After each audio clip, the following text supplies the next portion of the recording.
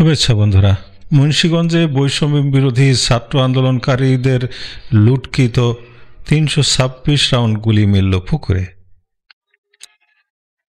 গোয়েন্দা পুলিশের অভিযানে মুন্সিগঞ্জের টঙ্গিবাড়ি উপজেলার একটি পুকুর থেকে ৩২৬ রাউন্ড চাইনিজ রাইফেলের গুলি উদ্ধার করা হয়েছে। ১৯ এপ্রিল শনিবার রাত ৯:৩০টার দিকে উপজেলার আবদুল্লাপুরের পাইকপাড়া থেকে এসব গুলি উদ্ধার করা হয়। শেখ হাসিনা সরকারের বিরুদ্ধে আন্দোলন চলাকালে গত বছরের ৪ এবং ৫ আগস্টের বৈষম্যবিরোধী ছাত্র আন্দোলনকারীরা সারা দেশে ৪৬০টির বেশি থানা ফাঁড়িতে হামলা চালিয়ে অসংখ্য পুলিশ হত্যার পর থানার অস্ত্র, গোলাবারুদ ও নিরাপত্তা সামগ্রী লুট করে নিয়ে যায়। মুন্সিগঞ্জে উদ্ধারকৃত গুলিগুলো তেমনই কোনো থানা থেকে লুটকৃত বলে জানায় পুলিশ। জেলা গোয়েন্দা পুলিশের ইনচার্জ জানান, পাইকপাড়া এলাকার ওই পুকুরে লুট হওয়া গুলি আছে এমন গোপন তথ্যের ভিত্তিতে অভিযান চালানো হয়।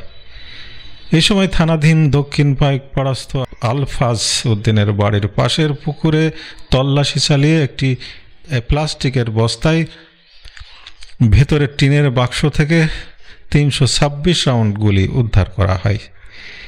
এই গোয়েন্দা কর্মকর্তা আরও জানান, এই ঘটনার সাথে জড়িতদের বিরুদ্ধে তদন্ত সাপেক্ষে ব্যবস্থা নেওয়া হবে। গত বছরের ৫ই আগস্ট টঙ্গিবাড়ি অথবা সদর থানা থেকে এসব গুলি লুট হয়ে থাকতে পারে বলে প্রাথমিক ধারণা করা হচ্ছে।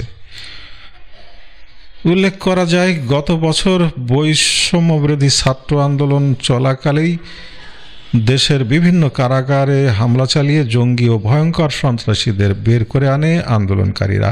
সেই সাথে লুটে নেওয়া হয় কারাগারের অস্ত্র ও গোলা বারুদ। এক নরসিংদী কারাগার থেকেই লুট হয় অনেক ভারী অস্ত্র ও বিপুল গোলা বারুদ, যার অনেকটাই জঙ্গিদের হাতে চলে গেছে।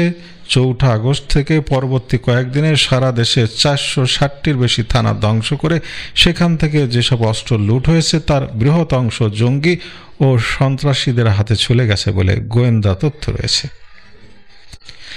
একই সাথে গণভবন ও সংসদ ভবনে এসএসএফ এর অনেক অত্যাধুনিক অস্ত্র, গোয়েন্দা সরঞ্জাম, নিরাপত্তা সামগ্রী, স্পর্শকাতর অ্যাক্সেসরিজ কিছুই উদ্ধার হয়নি এখনও, যার মধ্যে আইন শৃঙ্খলা বাহিনী ও গোয়েন্দা সংস্থার ওয়্যারলেস নেটওয়ার্কে সংযোগকারী যন্ত্রপাতিও রয়েছে। লুটকৃত অস্ত্রের একটা অংশ মোহাম্মদপুরের জেনেভা ক্যাম্পের সন্ত্রাসীদের হাতে চলে গেছে বলে বিভিন্ন সংবাদ মাধ্যমে সংবাদ প্রকাশিত হয়েছে ইতিমধ্যে। এসব গোলাবারুদ আগস্টের পর থেকে সারা দেশে সহিংসতা, হত্যাকাণ্ডে ব্যবহৃত হয়ে আসছে। ধন্যবাদ বন্ধুরা।